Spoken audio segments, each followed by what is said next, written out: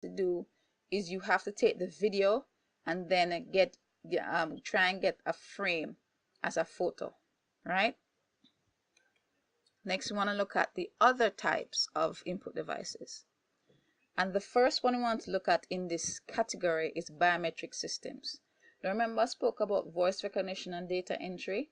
Well, biometric system is basically a way of using your body or parts of your body to gain access to certain areas. So for example, if I was to use my thumbprint, my voice, my eye scan, a retinal scan, my face, the structure of my face, all these different things would be biometric systems. So it's basically using your body to gain access to different areas, and this is for security purposes. Next, we have remote control. Now with a remote control, it's going to allow you to interact with another device. Now this device can be a television, a cable box, a fan, anything at all. With your remote control, it can use one of two systems, either line of sight or broadcast in terms of the infrared light that is being used. Now with line of sight and using your remote, you have to point the remote directly at the receiver on the device or else it won't work.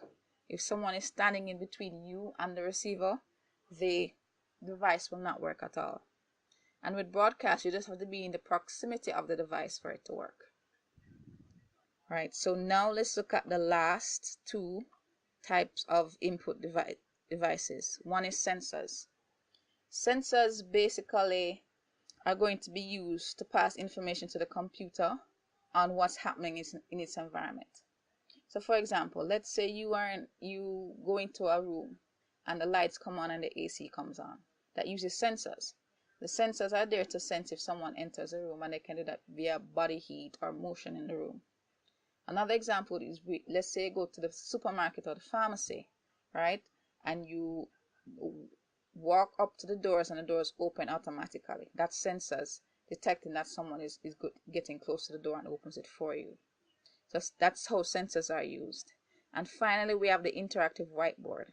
Now the interactive whiteboard is where you have an ordinary whiteboard, but it has some extra functionality in that you can interact with the information that you have on the board. So for example, let's say you have a mathematical problem on the board and you want someone to come up with an answer. When you go on the board and write the answer, it can then the system can interact with you and tell you if it's correct or incorrect, right? So that's basically it for input devices. Look out now for the next topic, which would be output devices.